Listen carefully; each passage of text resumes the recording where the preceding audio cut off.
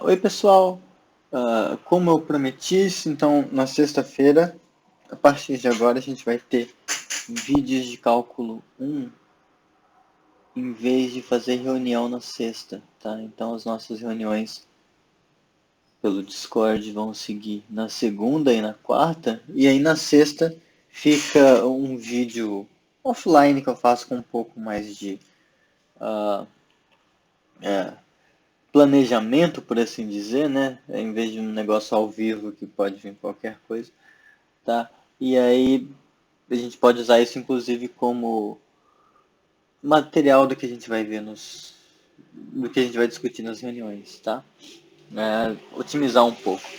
Vocês viram que eu mudei aqui o cursor, agora eu acho que está mais fácil de acompanhar onde ele está pelo vídeo. Isso vai ser bem legal. Provavelmente eu vou ficar com o Journal para sempre. Esse aplicativo é muito bom. Mas tá, então eu tinha prometido fazer um vídeo onde pelo menos eu falasse sobre as propriedades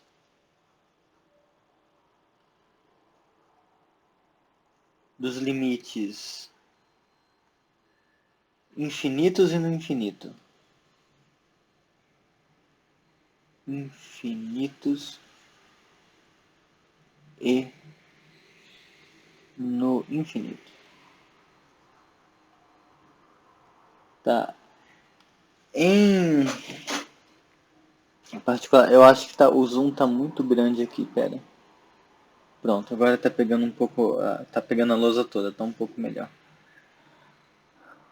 Certo. Não gostei. Pronto. Ah, então, vejam. Então, no caso onde vamos começar, vamos ver primeiro os limites no infinito, né, que é quando o x é para infinito, a gente vai ter essas propriedades aqui, tá? Eu tô preguiçoso, eu peguei o print de um certo livro, de um certo PDF que eu encontrei na internet, tá? Coincidentemente, ele é muito parecido com um livro de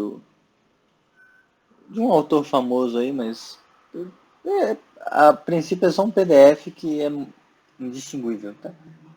Então, aqui, ó, esse L que aparece aqui e esse L1 que aparece aqui, eles são números reais, tá? Então, isso aqui é a situação onde a gente tem uma assíntota horizontal, tá? A função está fazendo um negócio assim, tá? Ou ela está fazendo um negócio assim, mas ela está ela mesmo oscilando ou não, ela está conforme o x vai para mais infinito, a função se aproxima arbitrariamente de um número real. Então, nesse tipo de situação, as propriedades são as mesmas do que a gente já via nos limites usuais. Então, quando a gente faz a soma, o limite da soma vai ser a soma dos limites, sendo que os limites a princípio existem, das parcelas, né? Se você tem uma constante multiplicando, mesma coisa acontece, tá? Isso aqui, a constante sai, você multiplica pelo limite. Em particular, essa letra B, ela é consequência da C, tá? Se você tem, se você tem duas funções cujo limite, quando x é para infinito, são números reais, então quando você faz o produto delas, elas vão, esse produto, quando x é para mais infinito, ele vai para o produto dos limites para os quais cada uma delas ia, né? Mesma coisa aqui, e as provas são essencialmente as mesmas, tá? Só uma explicação um pouco mais filosófica do porquê isso aqui funciona igual, tá? Cadê? Deixa eu ver se eu escrevo com... Aqui compensa escrever com preto, vou escrever com uma cor preta aqui em cima. Então, moralmente, eu acho que eu cheguei a falar isso na quarta-feira. Quando a gente faz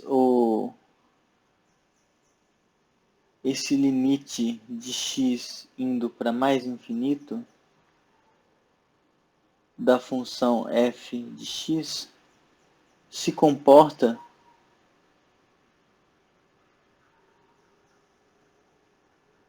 como limite de uma certa função g de x quando x tende a zero, tende a algum número real, por exemplo, um a pela esquerda. Porque a gente tem no fundo o que está acontecendo nesse desenho aqui, ó. Aqui está a reta real, aí aqui está o mais infinito, que a gente nunca chega nele, tá bom? Aí você quer saber como que a sua função se comporta quando x vem nessa direção, tá? Então, o que você faz, esse limite existe, o limite quando x tende a mais infinito vai existir, e vai ser um número real, L, está nessa altura. Se para todo m que você coloca aqui, ou melhor, esse m não está aqui, esse m está aqui. Se para todo epsilon que você trava em torno dessa linha que é a altura do L, você consegue um m aqui, né? Tal que a partir desse m, todo mundo que você pegar aqui, qualquer x que você pegar aqui, vai estar caindo dentro dessa faixinha. Pera aí, eu aprendi a fazer um negócio que vocês vão gostar. Ó. Eu tô ficando bom nesse negócio de Chornel. Agora vai ficando pontilhado. Então, a partir desse m, todo mundo vai estar caindo aqui dentro. Tá? Esse desenho é para o limite indo quando x vai para mais infinito. Agora, olha o que é o limite da função quando x tende a pela esquerda. Tá? A gente quer o x tendendo a pela esquerda, significa que a gente vai pegar valores próximos de x para cá. Então, isso vai ser um L.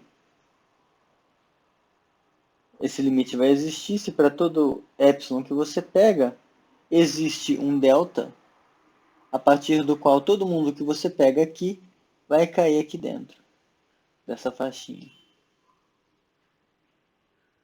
Então, vejam que o desenho é essencialmente o mesmo. Então, em certo sentido, o limite, quando x vai para mais infinito, é um limite à esquerda. Tá? Aí, bom, quando aqui a gente fez, aqui eu falei para o mais infinito. Né? Da mesma forma, isso aqui vai valer se em vez de mais infinito for, deixa eu colocar com outra cor aqui, se for menos.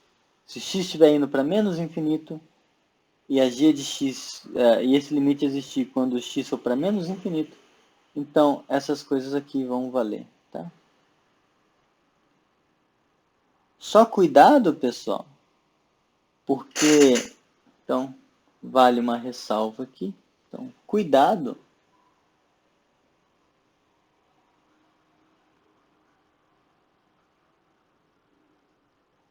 que às vezes isso acontece, ó. Às vezes a gente tem isso aqui, limite da f de x quando x tende a mais infinito, sendo um certo L e o limite da g de x quando x tende a menos infinito ser um certo L0, L1. E aí às vezes a gente esquece, a gente quer usar essa informação aqui para comparar as duas, para obter informações sobre f de x mais g de x, por exemplo, ou sobre o produto que for. Mas a gente não tem como concluir nada, tá? Com esse tipo de informação, porque isso aqui diz pra gente o que acontece com a f quando o x vem para cá. Esse outro, então, quando vai para cá. esse outro diz o que acontece com a g quando o x vem para cá. Então, a princípio, não há nenhuma coisa que diga que se ela é de um jeito, se ela se comporta de um jeito para mais infinito, ela vai se comportar do mesmo, de um certo jeito determinado para menos infinito. A gente não sabe isso, tá? Então não dá para a gente saber a princípio o que acontece com essas coisas aqui, ó. A gente não sabe simplesmente por ter essa metade de informação, tá bom?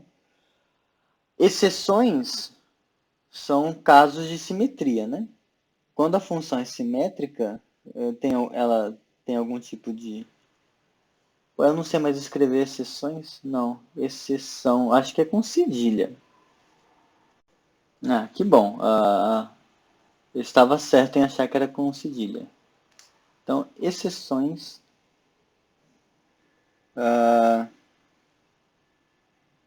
Calma aí. Eu pausei porque tinha ficado um barulhinho chato do, do fone. Tá, mas então, exceções são quando f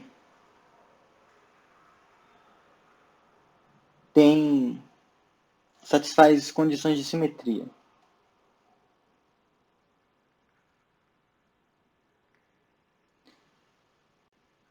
Condições de simetria.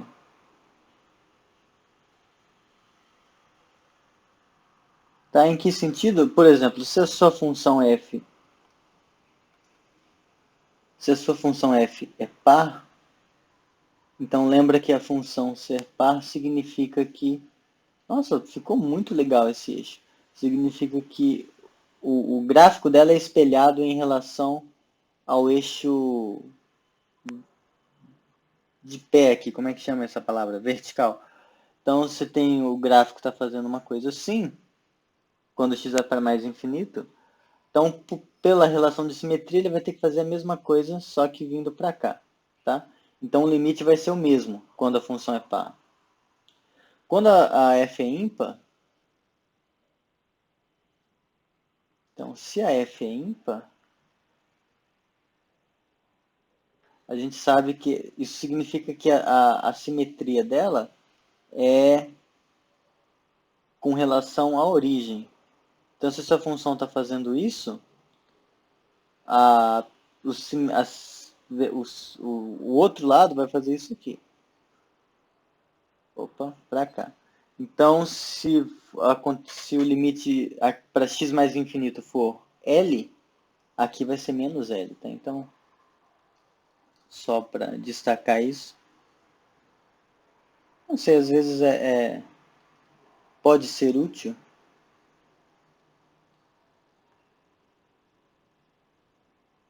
Tá? Claro, supondo que a função é par e o domínio dela é grande o suficiente para a gente falar de x e para mais infinito. Tá? Isso é uma coisa implícita quando a gente está falando de limites no infinito, que o domínio da sua função é bem grande, não vai ser um intervalinho pequeno. Tá? E se a f é ímpar, então limite do f de x quando x tende a mais infinito é igual a menos o limite da f de x quando x tende a menos infinito. Tá? Então, é simétrico. Essas são as relações de simetria com relação aos limites. Tá?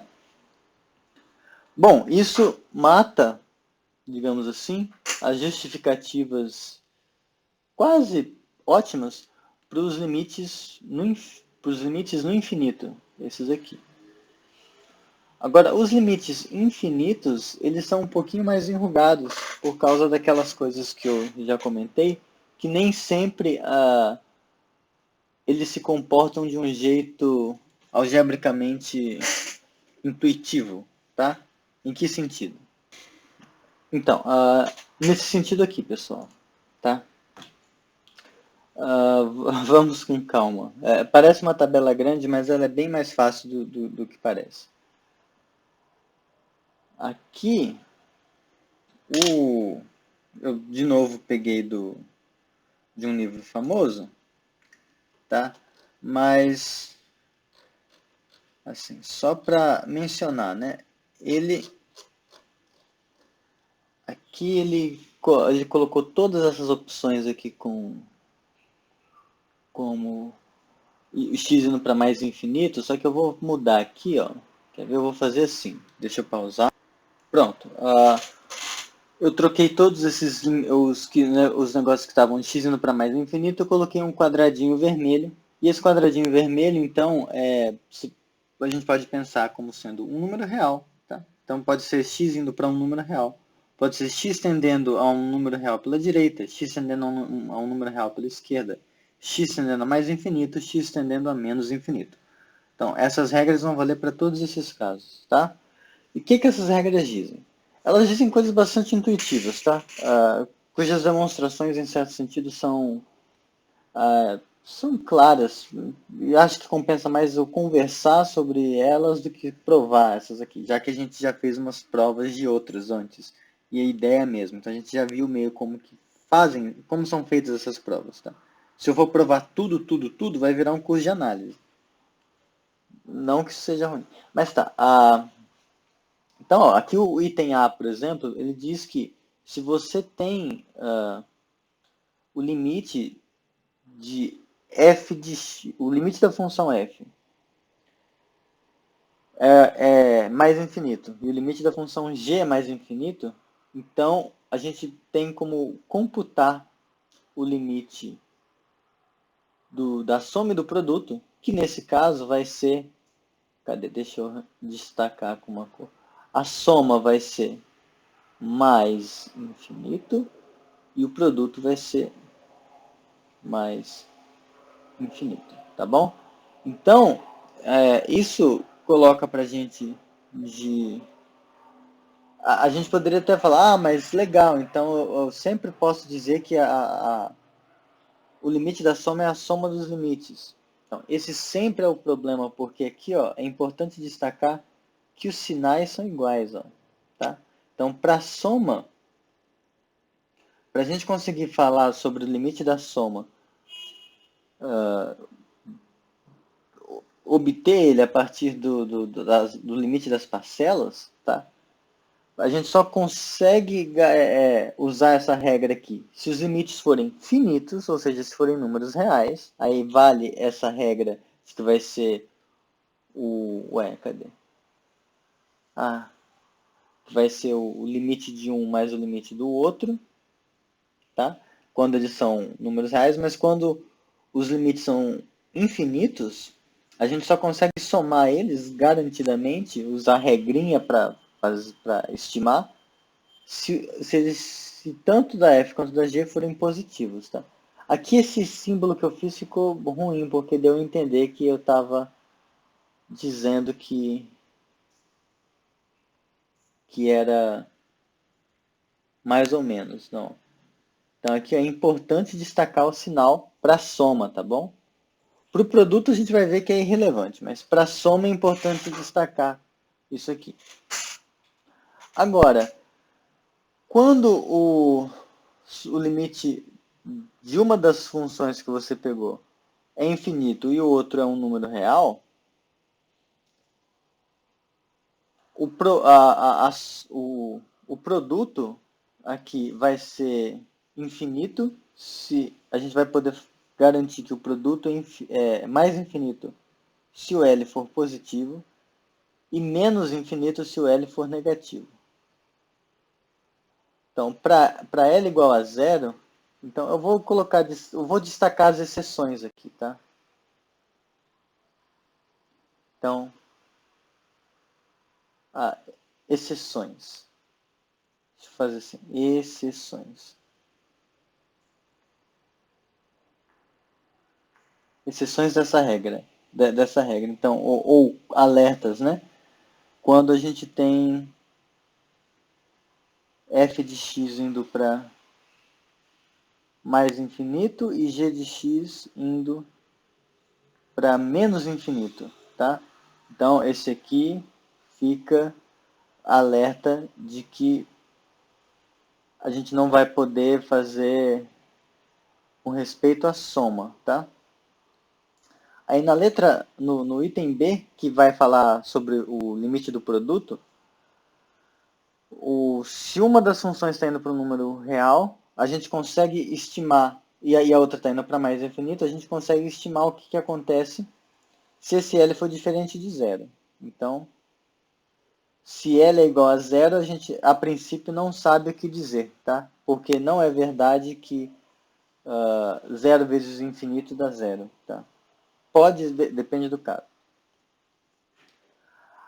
Aí, em particular, quando os dois limites dão menos infinito e mais infinito, então o produto, quando estiver no limite, ele vai para menos infinito. E a ideia aqui, pessoal, as justificativas do porquê essas coisas valem seriam claras, né? Tipo, nesse caso aqui, conforme x se aproxima do quadradinho vermelho, seja lá qual seja o valor dele aqui, ele vai tomando valores negativos cada vez maiores em módulo. E a g vai tomando valores positivos cada vez maiores. Então, quando a gente faz o produto dessas coisas, com x se aproximando do quadradinho, vão ser produtos de coisas com sinal trocado e cada vez maiores em módulo. Então, essa coisa vai ter que ir para menos infinito. Tá? O mesmo tipo de argumento aqui. Se você tem o limite da sua f indo para um número maior do que zero, quando x se aproxima do quadradinho, e a g indo para mais infinito conforme x se aproxima do quadradinho, então, se esse L for maior que zero, então quando x estiver se aproximando disso aqui, esse produto vai ser uma coisa positiva vezes uma coisa positiva muito grande. Então vai para mais infinito. Só que quando a gente estiver no caso de L negativo, quando x estiver bem próximo do quadradinho, isso vai ser a multiplicação, vai ser o resultado da multiplicação de um número negativo por um número positivo muito grande. E isso vai dar um número negativo muito grande, tá? Que é o menos infinito. Essas argumentações, quando a gente escreve elas direitinho, elas dão as demonstrações precisas, por assim dizer, tá? Mas é mais interessante a ideia da coisa.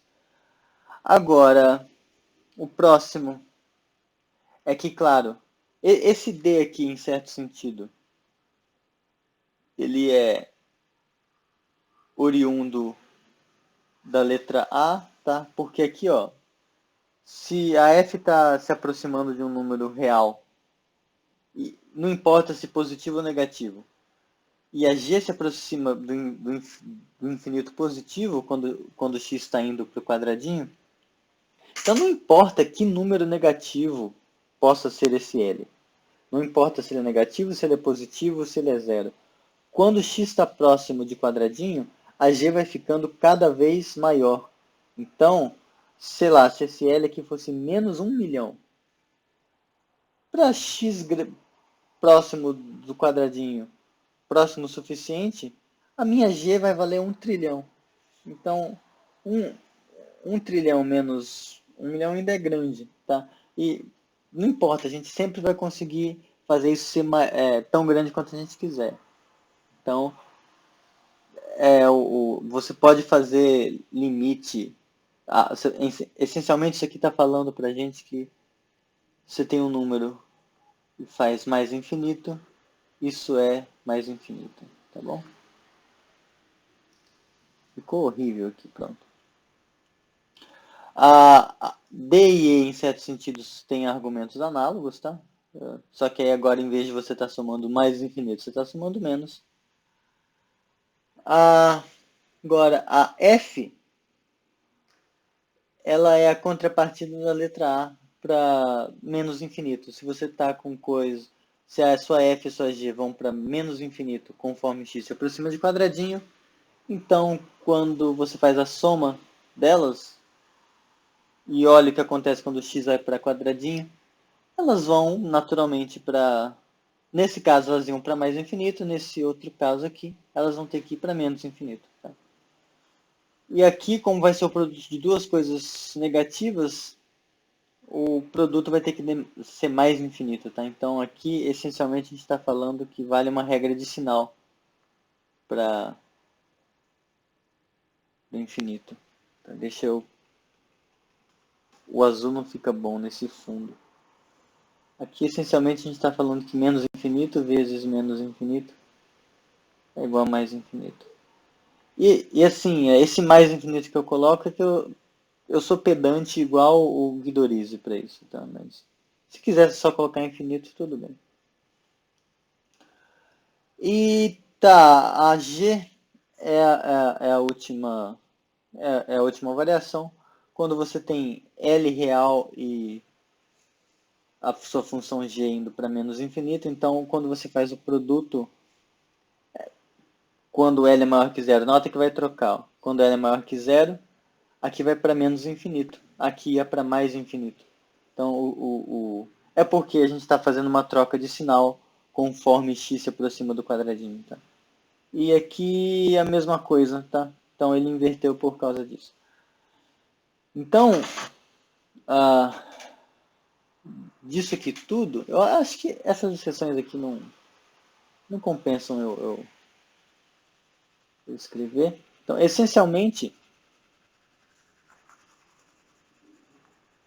é mais legal você escrever assim. O que essas regras estão falando para a gente é o seguinte. Então, intuitivamente, a gente pode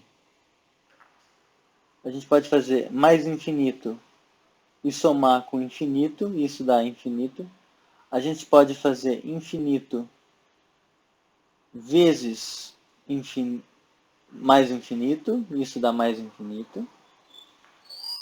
A gente pode fazer menos infinito mais menos infinito. A gente pode somar menos infinito com ele mesmo, tá? Isso vai dar menos infinito.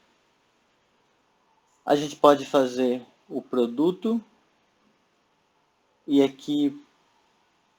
Aliás, no produto, a gente viu que o produto ele não liga para os sinais, né? Ele está definido dos dois jeitos. O que acontece é que ele vai respeitar as regras de sinal que a gente já conhece. Tá? Então, se os dois forem positivos, vai dar mais infinito. Se os dois forem negativos, vai dar mais infinito. Se eles tiverem sinal trocado, vai dar menos infinito. Tá? Então, essas regras aqui a gente pode fazer. Tá? Isso. A gente pode. Aí, se tem um número real e a gente faz mais ou menos infinito, isso vai dar mais ou menos infinito, a depender de qual é esse infinito que a gente está acrescentando aqui nesse L. E a gente pode fazer, se L é diferente de zero, então a gente tem o direito de fazer L vezes mais ou menos infinito, que vai ser mais ou menos infinito a depender também do sinal do L. Tá? No sentido de que, a depender do sinal do L, claro, se o L for positivo, esse aqui for positivo, esse aqui vai dar positivo. Bom, vocês entenderam. Tá? Bom, agora algumas coisas que a gente não mencionou aqui. Então, o que a gente não discutiu ainda? Dessas regrinhas, elas não cobriram, então, o quê? Então, a princípio, não sabemos como que a gente pode estimar mais o infinito vezes mais menos infinito. A gente não sabe subtrair infinito de menos infinito. E quando é zero vezes mais ou menos infinito, a gente também não sabe, a princípio. A gente precisa de outras estimativas. Um outro caso que eu não mencionei é esse aqui, ó. Se f de x... eu estou escrevendo com notação estranha. Se o limite de x quando x tende a quadradinho naquele mesmo sentido, tende para algum lugar, da sua f de x, se isso é igual a mais ou menos infinito, então quando você faz g de x igual a 1 sobre f de x, vale que o limite da g de x, quando x tende a esse mesmo quadradinho, isso vai ter que ser zero. Tá legal? Bom, por quê? Essencialmente, acho que a última coisa que eu falei foi por quê, né? É que eu tive que pausar aqui. Bom, se a sua, por exemplo, se você vai tomando o f, conforme x se aproxima de quadradinho, f de x está tomando valores que, em módulo, em valor absoluto, estão cada vez maiores, tá? Daí, em módulo, quando você olhar essa g de x, quando x se aproximar desse negócio, ela vai estar cada vez menor, porque o negócio que está dividindo está cada vez maior. Tá? Essencialmente, é o mesmo truque que se faz para mostrar que 1 sobre x, quando x tende a mais ou menos infinito, isso aqui é zero. Tá? Aliás, essencialmente, a gente pode fazer uma mudança de variáveis, porque mudanças de variáveis funcionam nesse contexto, tá? E aí sai desse caso aqui, tá? Quer ver? Ó? O que eu estou querendo dizer? Aqui, a gente quer calcular esse limite aqui, tá? A gente quer calcular ele e a gente sabe apenas que quando x tende a quadradinho, f de x vai para mais ou menos infinito, tá bom? Bom, mas aí o que a gente faz? A gente xinga o... Opa, não é aula de álgebra, então o igual é o normal. A gente xinga esse f de x de u. Tá? Então, aí a gente observa que quando x vai para quadradinho, u, que é o f de x, vai para mais ou menos infinito. Claro, isso aqui é só uma notação preguiçosa, tá? Um argumento é para o mais infinito, o outro argumento é para o menos infinito. Eu estou fazendo os dois juntos. Então, isso aqui seria limite de 1 sobre u, quando u tende a mais ou menos infinito. E aí, esse aqui é bem fácil de estimar, tá? Porque o u está limpo aqui e esse cara é zero, tá? Então, a gente... essencialmente o mesmo tipo de justificativa que eu fiz para mudança de variáveis. Nos outros limites também vale aqui, tá? Então, o, o mantra que a gente adiciona... Aliás, eu nem vou escrever aqui, eu vou escrever nessa lousa aqui, ó. Aliás, depois eu vou colocar todas essas lousas num pacote e disponibilizar. Aqui o que a gente sabe, então, é que, a princípio, 1 sobre mais ou menos infinito é zero. Em certo sentido, né? No sentido de que quando a gente está com 1 sobre uma função que vai para mais ou menos infinito, então isso aqui vai dar zero. Em particular, nota que se a gente tiver... Cadê? Se a nossa função g de x fosse L vezes f de x, isso aqui ainda ia ser zero, tá? Pelo seguinte, a gente ia ter... Aqui ia ser limite de L vezes 1 sobre fx. Como esse número é finito, o escalar pode sair e seria 1 sobre o limite dessa coisa.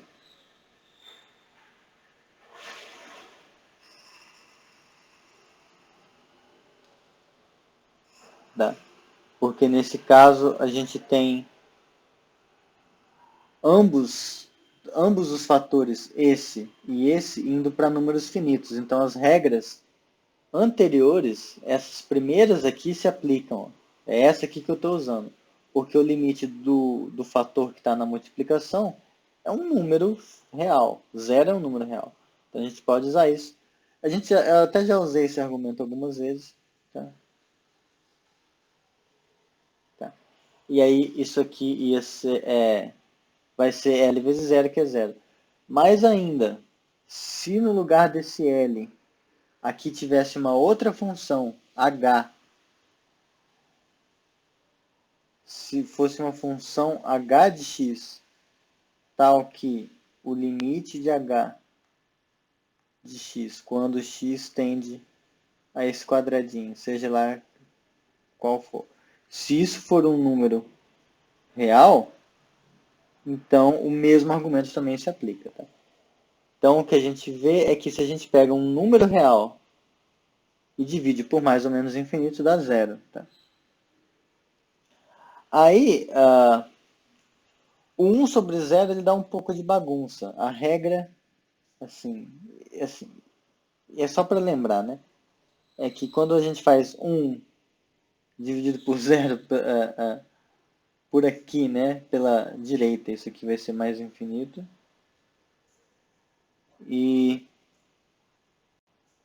Ou melhor, assim. Pronto. Em que sentido eu quero falar dessa última regra? Eu estou querendo dizer nesse sentido aqui, ó. Por exemplo, no sentido disso aqui. Se você tem limite da sua função quando x se aproxima de quadradinho. Não, aqui...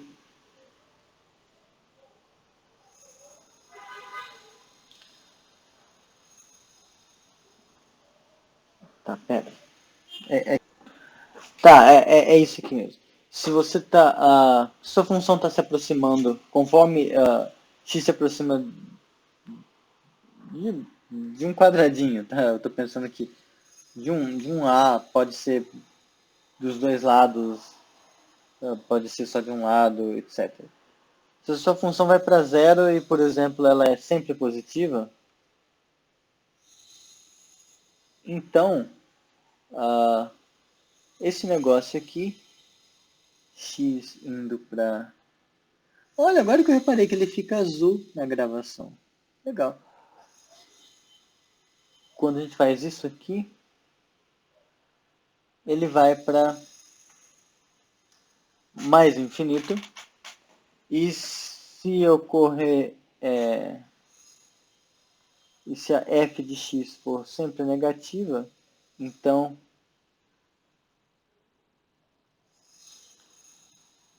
o limite de x, não o limite de x, o limite de 1 sobre f de x, quando x tende a esse quadradinho, vai ser menos infinito. Tá? A ideia é de novo, uma substituição. Tá?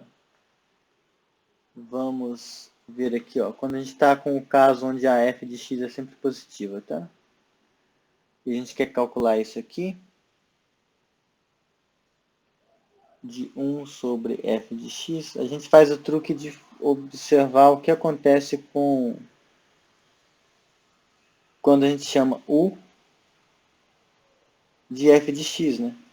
Quando a gente faz o x se aproximar do quadradinho, nota que a u vai se aproximar do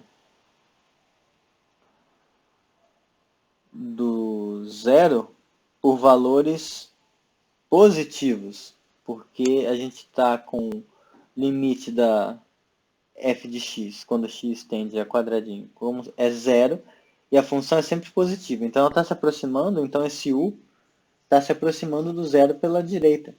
Então quando a gente faz a mudança de variáveis, isso aqui fica 1 sobre u, com u tendendo a zero pela direita, Isso aqui a gente já se convenceu de várias formas, eu imagino, ao longo da vida, que isso é mais infinito, tá? Porque é aquela coisa, números cada vez menores, mais positivos, então se você faz 1 sobre isso aqui, isso vai ser igual a... Eu fiz 1, 2, 3, 4, 5, 1, 2, 3, 4, 5, tá certo. Então, quanto menor esse cara aqui é o nosso U, quanto menor ele, mais rápido a gente chega. E, então, esse aqui é fácil de estimar. Tá? E, claro, mesmo argumento que eu usei antes, ou não, tá? É, o mesmo argumento que eu... Praticamente o mesmo argumento que eu usei antes permite a gente mostrar que se não é 1 sobre... Não é 1 sobre f, mas uma função cujo limite é um número real. Só que esse número tem que ser diferente de zero, tá? Aí a gente meio que consegue estimar fácil sem ter que fazer as contas, só usando essas regrinhas. Tá bom? Então vimos soma. A gente viu como que funciona a divisão naqueles casos. Só que aí agora a gente também viu que tem 2 casos que a gente também não sabe fazer. Vejam que aqui, ó, a gente falou de como dividir um número real por mais ou menos infinito e como divide um número, como chama? Diferente de zero por zero, essencialmente. Só que ainda fica o problema de fazer infinito dividido por infinito, tá? Mais ou menos, né? Mais ou menos. A gente não sabe o que fazer com isso. Zero dividido por zero, a gente também não sabe, tá? E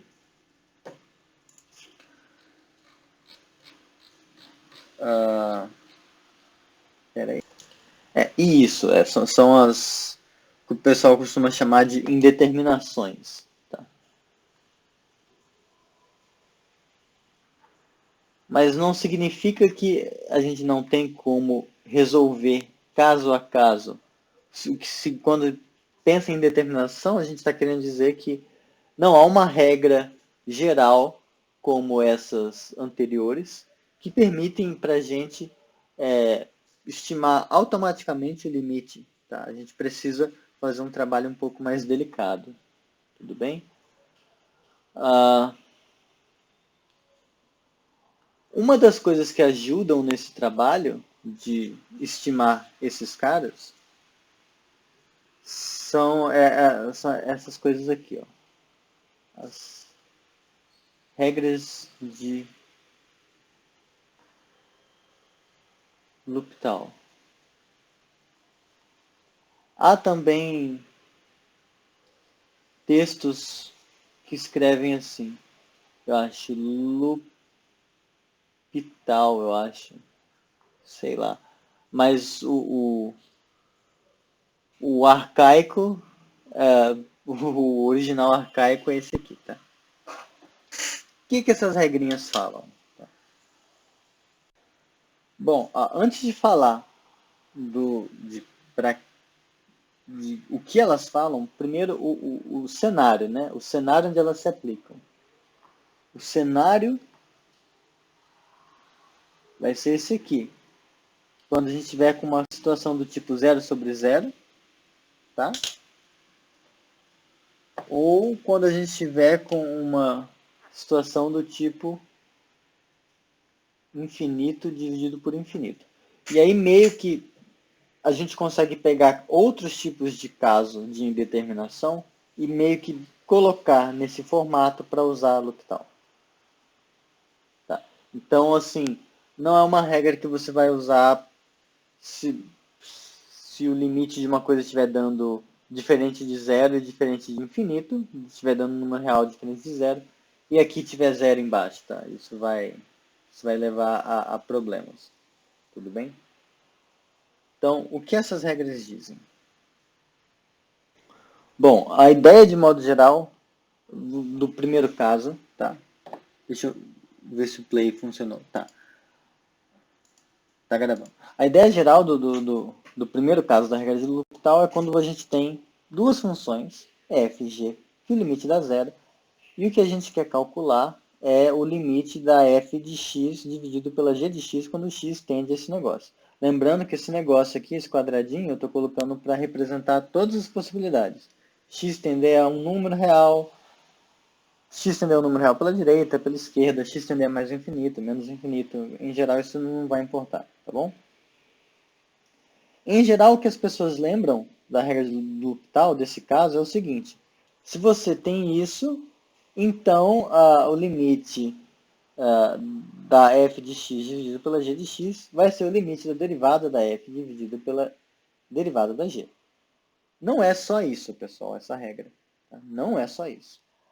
Há outras coisas. Então, claro que por a gente estar falando de derivada, as funções f e g vão ter que ser deriváveis. Mas não só isso.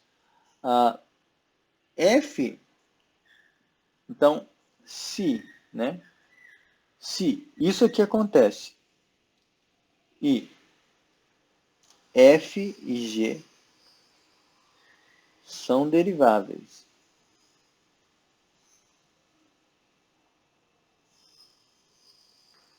em torno, eu vou colocar aqui em torno de quadradinho. Ou seja, quando você olha um intervalo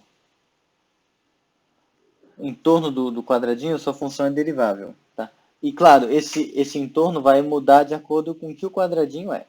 Então, se for, por exemplo, um x tender a pela esquerda, então a gente só vai querer que aqui está o azinho, aí vai ter que ser derivável no intervalo assim, tá?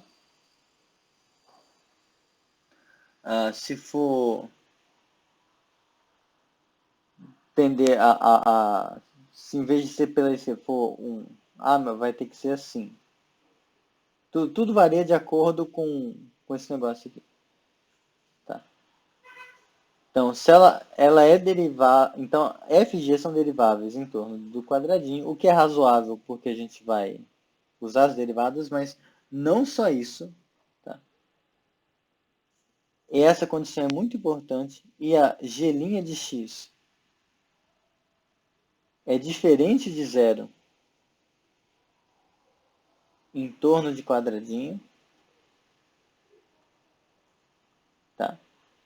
Então, quando você calcula a derivada da função g e olha ela nesse entorno do quadradinho, ela vai dar diferente de zero. O que também é importante na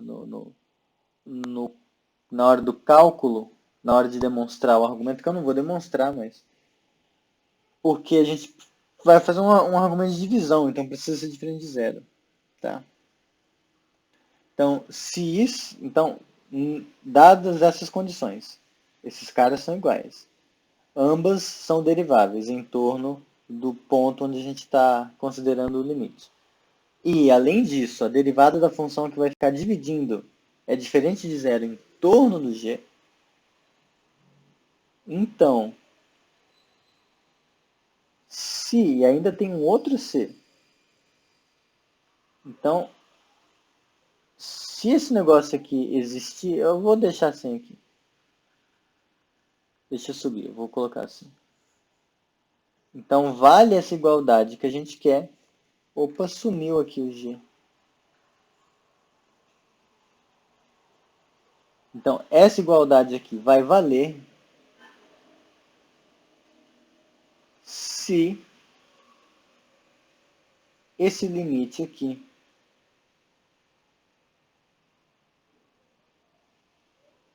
existir. Então, a moral da história é, se quando se as suas f e g estão nessas condições, e quando você deriva em cima e embaixo, você consegue calcular o limite existe, tá?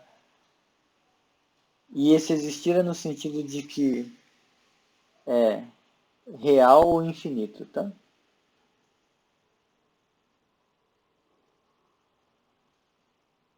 Se você consegue calcular o limite dessa expressão, então esse limite vai ser o limite dessa expressão aqui, tá bom?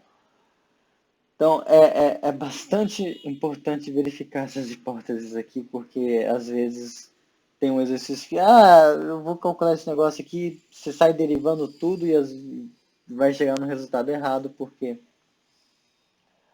não podia, tá bom? O outro caso, pessoal, é idêntico, tá?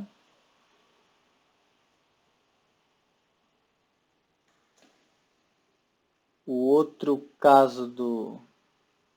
vai ficar muito apertado, né? Não, vai dar bom. A outra regra, que é para esse aqui, é quando... Aliás, aqui faltou escrever mais ou menos, né?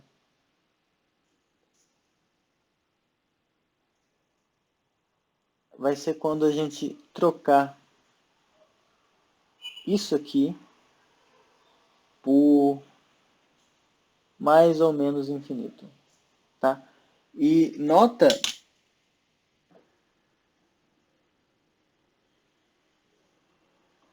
que, nesse caso, na verdade, o correto seria escrever assim, ó, que aí a regra fica um pouco mais geral. O limite da f não precisa ser igual ao limite da g, nesse sentido. Ele pode ser... esse aqui pode ser mais infinito e esse aqui pode ser menos infinito, tá? E a coisa toda vai continuar valendo, tá bom? Ah, então a regra de L'Hopital é isso, pessoal. Eu vou fazer um exemplo aqui para ver como usa, tá bom? E aí, eu vou fazer uns 2 ou 3 exemplos para ver como usa, e aí eu encerro o vídeo, tá bom? Vamos lá, deixa eu procurar. Tá, tudo bem que a gente já conhece esse, mas olha só, limite do seno de x sobre x quando x tende a zero. Tá? Nota que a gente está numa situação do tipo zero sobre zero, porque seno de x quando x tende a zero é zero, x quando x tende a zero é zero. Então, a gente está numa situação do tipo zero sobre zero. Agora, seno de x é derivável, tá? E derivada de seno é cosseno. X é derivável, derivada de x é 1. Nota que, então, a gente tem aqui x, a derivada de x é 1. Isso aqui é diferente de zero, tá? Então, estamos naquele caso. Agora, quando a gente faz, então, derivada do seno aqui sobre 1 quando x tende a zero, isso aqui dá cosseno de x, quando x tende a zero, cosseno de x vai para 1, então isso aqui deu 1, que é o limite que a gente conhece. É um exemplo muito idiota, deixa eu subir esse negócio para cá. É um exemplo muito idiota, porque quando a gente vai mostrar que a derivada do seno é cosseno, a gente precisa já saber desse limite. Então, esse limite precisa ser...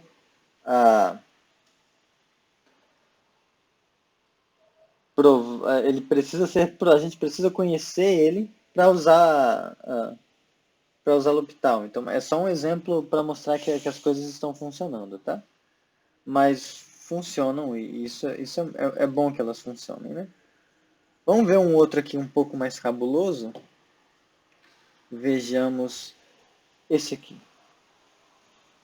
Calcular limite de x ao quadrado vezes e elevado a 1 sobre x quando x tende a zero pela direita, tá bom? Bom, isso aqui, ó, a princípio vamos quebrar isso aqui em duas coisas. Limite de x ao quadrado quando x tende a zero pela direita, isso aqui vai ser zero. E limite de e elevado a 1 sobre x quando x tende a zero pela direita. Bom, aqui esse e sobre x quando e elevado a 1 sobre x quando x tende a zero pela direita, a gente faz uma mudança de variáveis, né? A gente faz e elevado a u, onde u é 1 sobre x. Bom, quando x tende a zero pela direita, 1 sobre x, que é u, vai para mais infinito. Então, u indo para mais infinito. Só que e elevado, como a função exponencial ela é crescente, né? Quando você vai pegando valores de u cada vez maiores, ela vai ficando cada vez maior. Então, é mais infinito. Então, esse caso aqui é uma coisa do tipo 0 vezes infinito, que a gente não sabe como estimar a princípio. Então, a ideia é que a gente vai pegar essa expressão. Eita, sempre dá um negócio estranho. A gente vai pegar essa expressão aqui, tá? X ao quadrado vezes e elevado a 1 sobre x. A gente vai massagear essa expressão para que ela se torne uma fração adequada, tá? E ela se tornando uma fração adequada, de modo a gente poder utilizar a L'Hopital, tá bom? E aí, assim, cada exercício é um mundo, tá? Cada exercício é uma luta, porque cada um tem um truque diferente. Nesse caso, por exemplo, e elevado, isso aqui, a gente pode escrever assim, ó. X ao quadrado vezes e elevado a menos 1 sobre x, tá? Que eu coloquei ele embaixo, trocando o sinal do expoente. A gente pode fazer isso. Agora, vejam que a gente está com uma situação diferente, porque a gente está com essa expressão, deixa eu escrever ela aqui, limite de x ao quadrado, opa,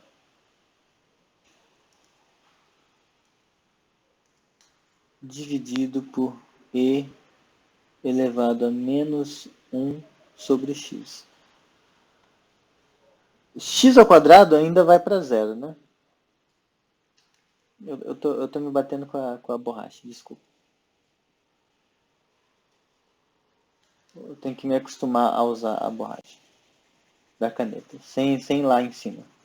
Aos poucos eu me acostumo. O x quadrado, nota que no nosso rascunho, ele ainda vai para zero quando x vai para zero pela esquerda. Agora, esse negócio aqui, o limite de e elevado a menos 1 sobre x, quando x tende a zero pela esquerda, quando a gente faz o mesmo truque de substituir variáveis, isso vai ser e elevado a menos u, com u tendendo a mais infinito, tá bom? Porque eu chamei 1 sobre x de u, então vai ser menos u, tá? Ou se vocês quiserem, dá para fazer xinga 1, fica melhor. 1 menos x a gente vai chamar de u. Eu não sei porque eu estava fazendo do outro jeito. Então, quando o x tender a zero, o u vai tender a menos infinito. E quando u vai para menos infinito, e elevado a u vai para zero. Tá? Então, a gente está numa situação onde é zero sobre zero. Então, estamos num cenário favorável ao L'Hopital. Agora, a gente tem que verificar as coisas todas.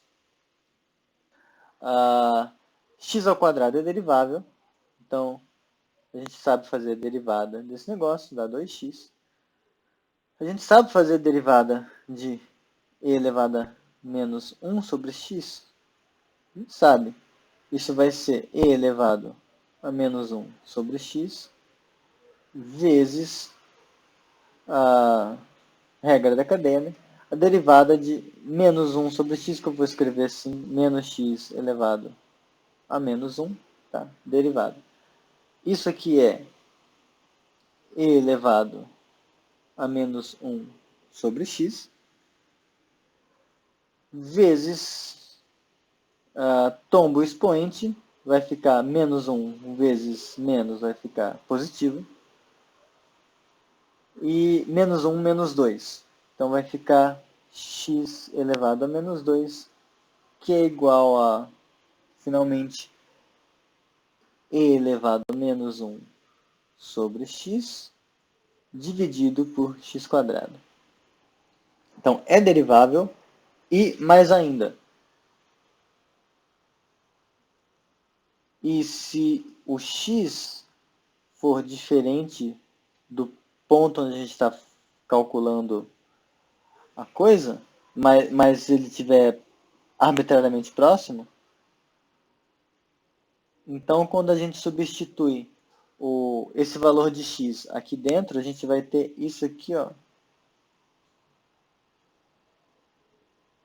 diferente de zero, tá? Porque esse aqui vai ser diferente de zero, esse aqui vai ser diferente de zero, tá tudo diferente de zero. Tá? E, aliás, é uma coisa importante observar que aqui na regra de L'Hopital a gente pede que a derivada do que está dividindo ela seja diferente de zero em torno do ponto em questão. Não significa que a sua derivada vai ter que ser diferente de zero no próprio ponto. No próprio ponto, aí já é querer demais, mas não não precisa, tá? Ela não precisa nem estar definida no zero, tá? Porque elas são deriváveis em torno, tudo bem? Então, nota que aqui, ó, nesse caso que a gente fez, não tem como você derivar essa função no zero, tá? Porque ela nem está definida no zero. Mas, se você pega pontos próximos, positivos que sejam, porque aqui o intervalo é à direita, vai ser diferente de zero, então estamos na situação de poder usar a L'Hopital. Tá? Os limites estão indo para o mesmo lugar, zero está indo para zero, está indo para zero. São deriváveis e a derivada da função que está dividindo, quando você pega pontos em torno do ponto onde a gente está avaliando o limite, essa derivada é diferente de zero. Então, isso aqui vai ser limite da derivada desse negócio, que é 2x, dividido pela derivada desse negócio, que vai ser e elevado a menos 1 sobre x, dividido por x quadrado. Esse dividido por x quadrado, eu já vou colocar ele aqui em cima, e aí vai ficar x ao cubo. Tá? Esse x ao cubo apareceu porque tinha um x ao quadrado aqui, ó. E aí, como é uma fração, eu passei ele para cá. Então, estamos agora com esse negócio. Aí, bom, a gente fez isso. E tá, a gente estava com uma expressão bonitinha. Estamos com uma expressão um pouco pior agora. Então, esse é o tipo de coisa que vai acontecer, pessoal, quando vocês forem tentar resolver coisa com L'Hopital. Tá? Vocês vão pegar uma coisa, vão tentar fazer um montão de manipulação para ver se dá certo e vai chegar numa coisa horrível. Tá? Isso às vezes acontece. Tá? Nesse caso, uma coisa um pouco melhor é fazer esse aqui. Ó. A gente queria calcular limite de x quadrado vezes e elevado a 1 sobre x, quando x tende a zero. Tá? Então, só para exemplificar, aqui está menos claro ainda para onde essa coisa vai do que antes. Tá?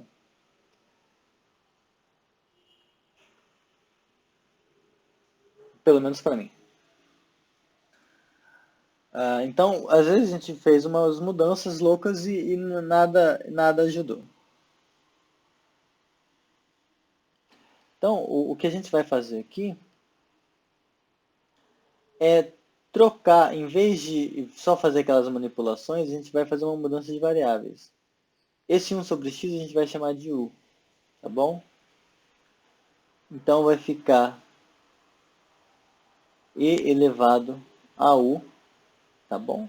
E aí a gente fez u igual a 1 sobre x, então x é igual a 1 sobre u. Tá? Em particular, x ao quadrado vai ser igual a 1 sobre u ao quadrado, porque x vezes x é 1 sobre u vezes 1 sobre u, então dá isso aqui. Então, esse x ao quadrado, em vez de aparecer x ao quadrado, ele vai aparecer 1 sobre u ao quadrado. Então, essa coisa aqui é limite de e elevado a u sobre u quadrado. Bom, quando x tende a zero pela direita, 1 sobre x tende a mais infinito. A gente já viu isso. Então, isso aqui é u indo para mais infinito. U indo para mais infinito. Agora, vejam, a gente está com, de novo, uma situação favorável e bem mais fácil de estimar do que a outra. Tá? É favorável usar a regra de L'Hopital. Por quê? Quando u vai para mais infinito, a função de cima vai para mais infinito, porque ela é crescente. E como se não bastasse, quando u vai para mais infinito, u ao quadrado também vai. Então, essas duas estão indo para mais infinito, então a gente está num cenário favorável a usar a regra de L'Hopital.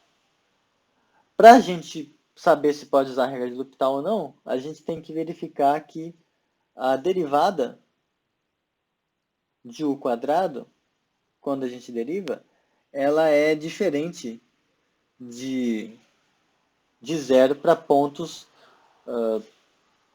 em torno do mais infinito. Ou seja, nesse caso, o entorno do mais infinito, a derivada ser diferente de zero, vai ser você dizer que ela é diferente de zero para todo mundo a partir de um certo ponto, tá bom?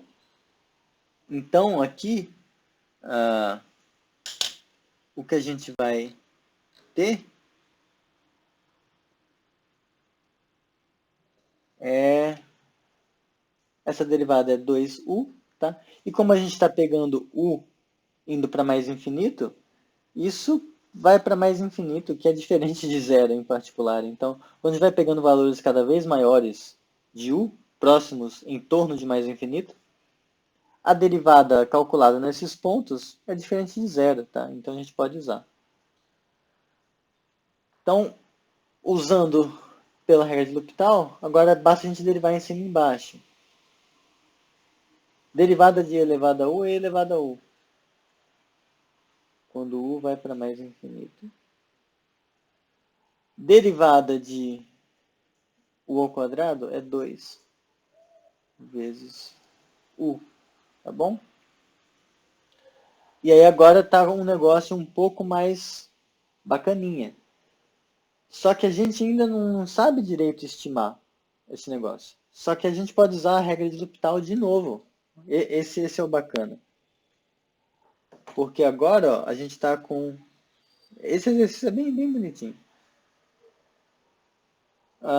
E elevado a u ainda está indo para mais infinito. Quando a gente faz duas vezes u, essa função aqui, ela também vai para mais infinito. Quando u vai para mais infinito. Então, eles estão indo para o mesmo lugar. E a derivada do de baixo, quando a gente faz a derivada de 2 elevado a u, de 2 elevado a u, de 2u, isso aqui é só 2. Isso é diferente de zero, independente do ponto que você calcula. Então, a gente pode aplicar a L'Hopital de novo. Então, isso aqui vai ser limite de u indo para mais infinito, derivada de e elevado a u em relação a u é elevado a u. Derivada desse negócio aqui é 2. Então, a gente vê que isso aqui vai ser exatamente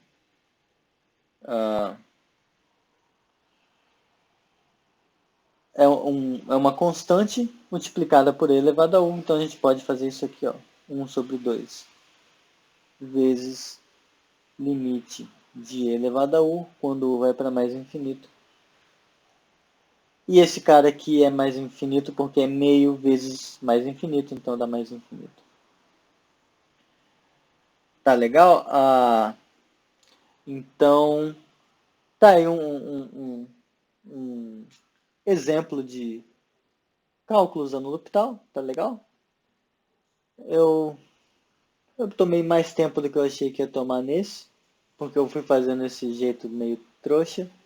Mas para mostrar que eventualmente a gente faz uma coisa que não ajuda, mas aí a ideia, você não precisa prosseguir no erro, né? Você para e tenta mudar a abordagem, que às vezes você consegue fazer alguma coisa diferente, tá bom? Então, é isso, pessoal, o vídeo de hoje deu 1h11, desculpa pela demora, e até semana que vem. Bom final de semana e fiquem em casa curtindo a chuva em Vitória e arredores. Nossa, isso soou muito Parasita, né? O filme. Ah, que chuva abençoada, é. Eu sou um burguês safado. Tá bom, tchau.